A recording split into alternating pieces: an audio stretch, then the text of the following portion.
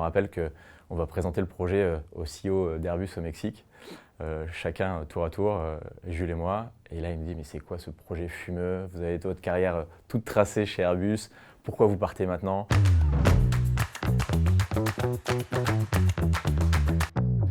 Je m'appelle Raphaël, j'ai 37 ans et je suis le cofondateur de l'entreprise Circulaire.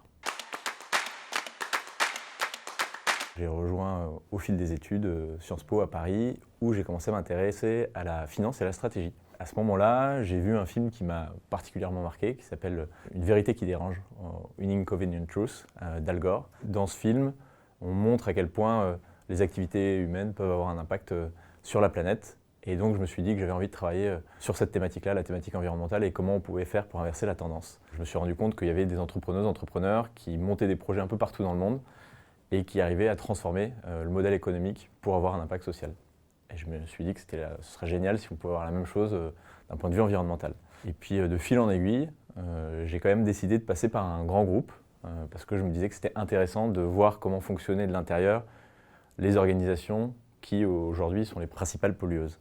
Et donc je suis rentré chez Airbus et après j'ai eu l'opportunité de partir au Mexique.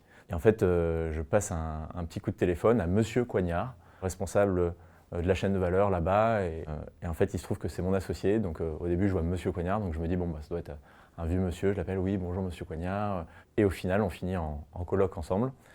Et commence à naître l'idée de faire un tour du monde autour des initiatives environnementales, avec un peu de surf quand même, parce qu'on est deux passionnés de surf. Les 6 derniers mois chez Airbus, le matin on se levait un peu tôt, on descendait dans le café en bas de notre colloque, il y avait le décalage horaire et on appelait des scientifiques, des chercheurs pour voir les thématiques environnementales qui étaient les plus intéressantes. On s'est rendu compte que 80% des déchets plastiques dans les océans venaient des continents et que si on ne s'attaquait pas à la source du problème, en fait ça ne marcherait pas. Et donc on a repensé complètement le projet et on a découvert notamment la thématique de l'économie circulaire, qui, de façon très simple, est un modèle économique qui préserve les ressources naturelles et ne produit pas de déchets, n'émet pas de CO2. Gros coup de cœur avec Jules, justement mon associé sur ce sujet. Et donc on rentre en France et pendant 6 mois, on essaye de lever des fonds pour financer ce projet de tour du monde. Et ça nous permet de partir 17 mois dans 22 pays, rencontrer 150 entrepreneuses et entrepreneurs de l'économie circulaire. Quelques projets qui nous ont marqués, il y en a un notamment, c'est la ville de Kamikatsu au Japon. On nous dit, vous allez voir, sur une petite île à Shikoku, ils trient leurs déchets en plein de catégories. Et c'est le premier village zéro déchet au monde. Incroyable, nous on galère pour 3-4 catégories, eux ils ont 40 catégories.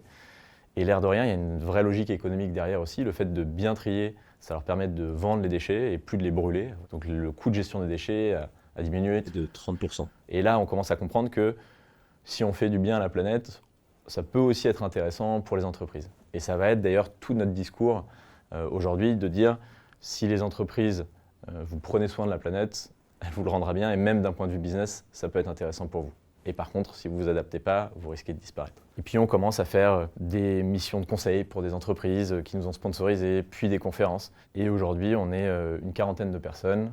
On accompagne les grandes entreprises dans leur transition vers des modèles d'affaires circulaires. On parle maintenant au COMEX et des entreprises ont vraiment décidé de s'emparer du sujet. Si je prends Renault, qui travaille sur le reconditionnement des pièces et le recyclage de certaines pièces, ils ont pour objectif de faire plus de 2 milliards sur les business models circulaires. Donc c'est important de garder espoir. On peut être activiste et mettre la pression de l'extérieur, ou on peut potentiellement être comme circulaire.